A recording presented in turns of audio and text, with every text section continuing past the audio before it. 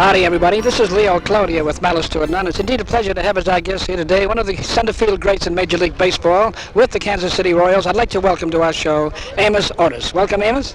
Thank you, Leo. It's nice to be here again. Amos, it's certainly nice to have you as our guest here today. Amos, your ball club has enjoyed considerable success against this Boston Red Sox, a club, incidentally, to which you belong a few years back. All right, Leo. I did belong to the Red Sox, and unfortunately, during the draft one year, they tried to have me on a Double-A roster, but I got drafted by the Mets, and that was my big break because I went to the big league the same year. You certainly have not let the grass grow under your feet since then, Amos, and especially 1971 was a remarkable year for you in that you batted 301, you were 6th the American League, and led both majors in stolen bases with 52. Well, it's one of those years that you dream of, and I was lucky to come across it, and I only hope that I can regain 71 touch and do it again. And you had another great streak going where you played 165 consecutive games without making an error. That's quite a feat. Well, that was one of those things. I knew I had the streak going, and I didn't want to talk about it, but our public relations man came down one day and asked me about it, and I went out the same night and made an error. Shouldn't have told you. Yeah, that was the jinx for you, Amos. Amos, another plus in your favor again last year. You led this ball club in home runs with 15, and you also collected 14 different hits, which won 14 different ball games. Well, that was a stroke of luck, really. I'm not a home run hitter. I think myself as a line drive hitter, a guy that sprays the ball and just try to scratch hits, but luckily I got the ball up in the wind last year and it went out 15 times. Is that about all? That's right. It went out of the ballpark 15 times. Do you average about 15 homers a year?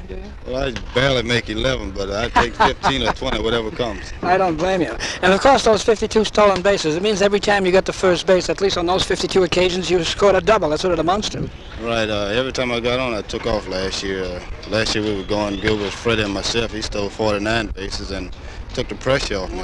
This year, we both got off to a bad start. We haven't been running much, but I think we're coming around now. There's no doubt about that. Amos, the stealing of bases is certainly an art, don't you think? Well, it got to be. A lot of people think it's easy to just run down there and steal second base, but really it's not. You got to know the pitcher, the catcher, if anybody got a sore arm, where the infielders are playing at. You got to figure out who's covering, which way you're going to slide. So it's pretty tough, but if you do it a great deal, it starts to come easy to you. That's so true. Amos, how old are you now?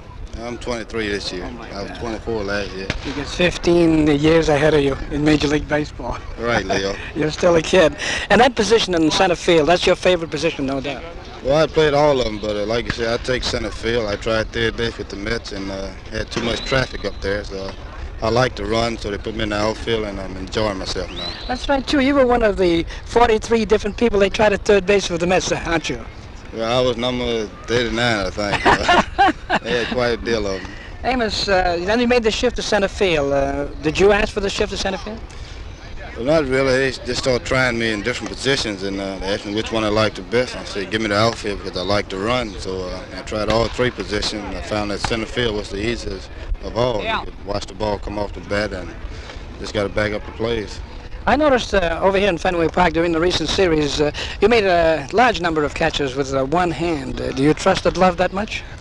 Sure, I have a lot of confidence in myself. I don't know if everybody else trusts me. But I dropped one in Kansas City the other day. I had to run about 120 feet and hit right in the center of the glove, and I forgot to close it and just popped out. But I'm not a machine, so I'm human like everybody else. That's right. You got to drop them sometime. That's right, you're so right. But I know you're not going to drop many of those. Amos, it's certainly been a pleasure talking to you here, and I certainly want to wish you and the Kansas City Ball Club worlds of luck, not only for this season and now here, but for many to come. Thank you, Leo. Thank you, Amos. This was an interview with Amos Otis, the star center fielder of the Kansas City Royals, and this brings us to the end of With Malice to It None for today. Until tomorrow at the same time, Leo Cloutier from Fenway Park. Good day. Thank you for listening to Leo Cloutier with Malice Toward None. This is Chris, Leo's son. It has been my great pleasure to bring you these radio broadcasts created by my father. The original recordings are on old analog magnetic tape, and it is a considerable expense to have them transferred to digital formats so that you can enjoy them on your computer. It is for this reason that there are periods of time when I am not uploading, because I am saving my pennies to pay for the digital transfers. And so, I'm asking you to donate. especially those of you who value these old recordings and wish to continue to hear them uploaded to YouTube. I still have many hundreds of reels yet to transfer with dozens of interviews per reel.